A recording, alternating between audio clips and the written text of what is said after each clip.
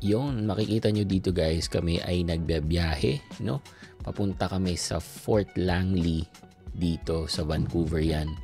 Makikita nyo guys, foggy dito, no? Kasi ano yan, mga 6:30 or 6:45 ng umaga, no? Makikita nyo sa video yung itsura dito sa Vancouver. Kasi guys, fall na eh, no?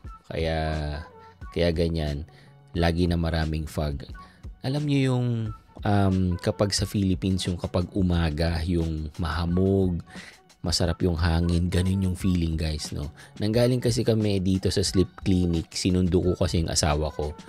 Naisipan na namin ding mag-breakfast after ko siyang sunduin. Tapos, diretso na kami sa supermarket. Since maaga pa, kaya pumunta muna kami dito sa Fort Langley. Good morning guys, welcome back to the channel. So, nandito kami sa Fort Langley guys. Ang aga namin, ano pa lang, around 7:30. Dito kami sa Fort Langley. Wala pa masyadong tao. Ang ganda. At syempre, ayun yung asawa ko. Say hi. Tignan niyo yung tsura dun, oh. Walang katao-tao. Parang ghost town, di ba? Pero napakaganda dito, guys. Ayan, oh. Ganda. So, kakain muna kami ng breakfast dito. Siyempre, pag nagpunta kayo dito sa Fort Langley, dito sa Wendell's, kailangan yung puntahan yan.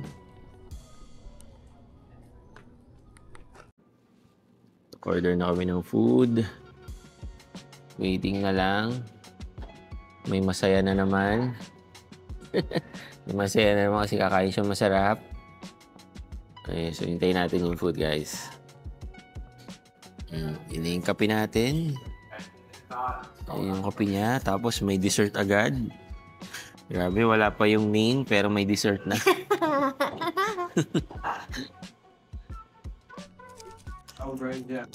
Yun, no? Ito order namin, Eggs Benedict. Pareho kami ng order. Yan. Sarap niyan. Diba? Pero dito, para sa akin, ang bestseller nila dito is yung butter chicken. Kaso masyado pang maaga, guys. Wala pa daw butter chicken. Wala pang butter chicken. Pero yan. So, Eggs Benedict muna tayo. And this is really, really good. Alright. Chicha muna kami. Kakain muna kami, guys. Okay. Tapos na kami kumain, guys. Ang sarap ng pagkain namin. Grabe. The best talaga ang breakfast dito sa Fort Langley. Of course, sa Wendell's. Sarap talaga. And mas masarap kasi yon kapag mahal mo yung kasama. Ay, Nox! Ay, Nox! Diba? Pero guys... Tamis! Grabe, nakikita nyo ba? Walang katao-tao dito. Wala, guys. Pati mga nagtitinda, tulog pa. Oo, tulog sila lahat. Yan, dito tayo Dito tayo. Teka lang, merong mabilis. Diba? Ayan guys, oh. Wow! Tingnan nyo naman. Motor, ganda. Sobrang ganda, oh. Yeah. Oh. Napaka-chill. Napaka-chill ng mga tao. O siguro kasi mga tulog pa sila, di ba? Kasi ang aga namin dito. Oh, malamig na. Malamig yung tenga. Yeah. Malamig na, guys. Ano ba ngayon? Parang 4 degrees. 4 degrees na kami dito sa Vancouver. Talagang malapit na kasi mag-winter. Yan. Pero ganda ng place. Ang ganda talaga dito. Umuusok na naman ang aming mga hininga. Oh, yung ganda nung, ano ba yan? Lake? River? Ganda, pakag.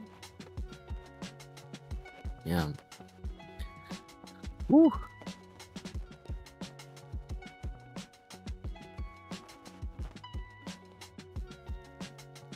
Yung train. Riles ng train, guys. Ganda, oh. Ano nyo naman yan? Riles ng train.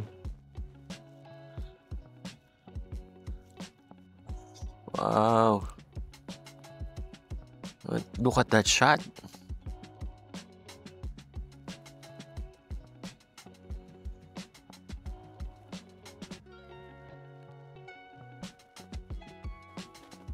Una na siya dun, no?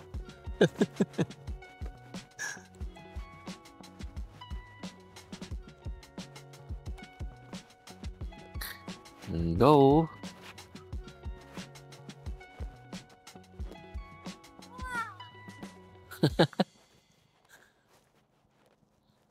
Ganda. Dali daw. Oh. Nice. Mahulog yung cellphone mo. Sige ka. Grabe, oh. Tingnan niyo naman yung fog dun, oh. Wow. Amazing. Tingin ko ano siya? Ganda, oh. God's gift. Of course. Ganda talaga. Sobrang ganda. Nagpunta na kami dito nung summer, no? Pero ngayon iba ang vibe. Oo. Siguro kapag nag-winter dito, iba din. Oo. Pag nag-winter dito, pwede kaya mag-skating sa lake? Siguro kung solid yan, pwede. Pero hindi ko gagawin yun, no? Mahirap na. Sobrang ganda nitong lugar na to, guys. Kaya syempre, hindi pwedeng wala kaming picture dito ni Mrs. Kaya ito, guys, i-share ko sa inyo yung mga ibang picture namin na tinake ko dito sa lugar na to. Breathtaking talaga, guys.